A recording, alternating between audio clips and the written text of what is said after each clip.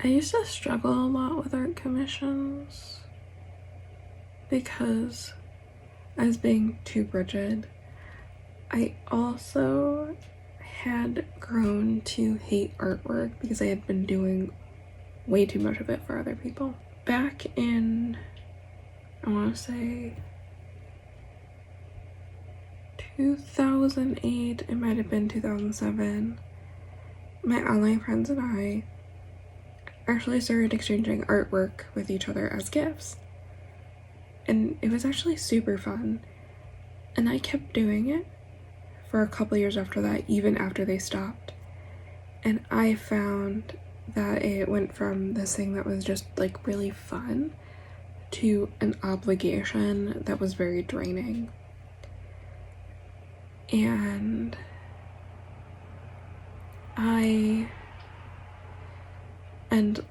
I ended up like just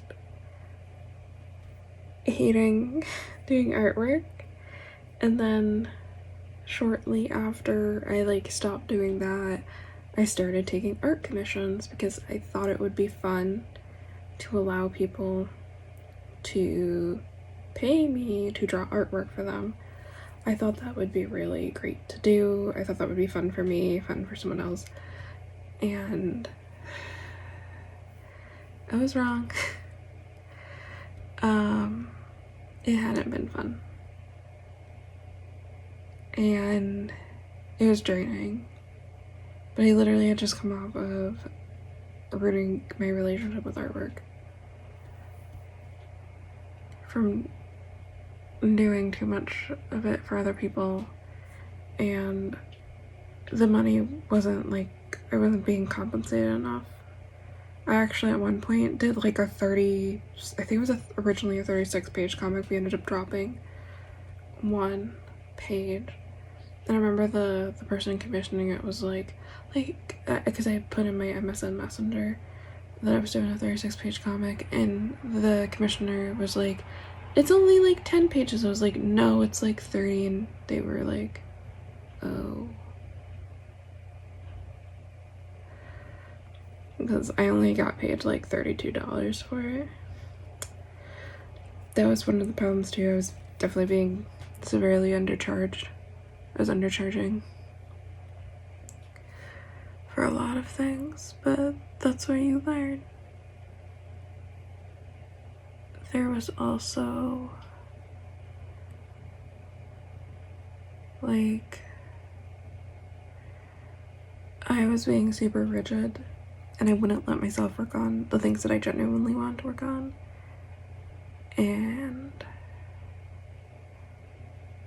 that just threw me into further depression. I was already experiencing pretty severe depression at the time. So, what's different now? Well, I'm not that version of me anymore. I don't do artwork out of obligation. I'm much better priced now.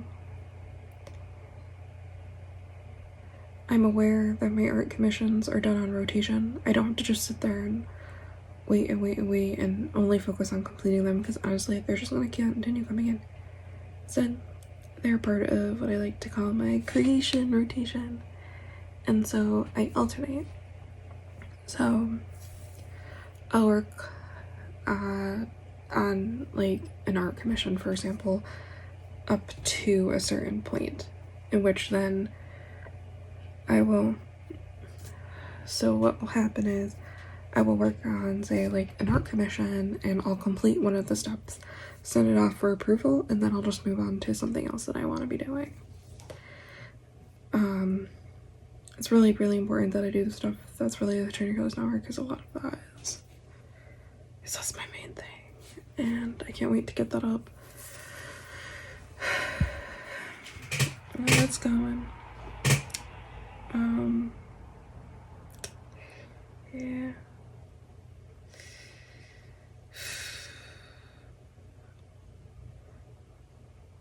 And with like story commissions, I only do it for like half an hour a day. And usually on the weekends. So, like, I have it set up better to not overwhelm me and to not take me away from the things that I want to be doing. I also was doing math and I found out that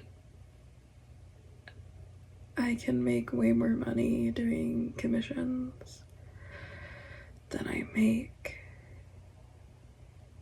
at my day job.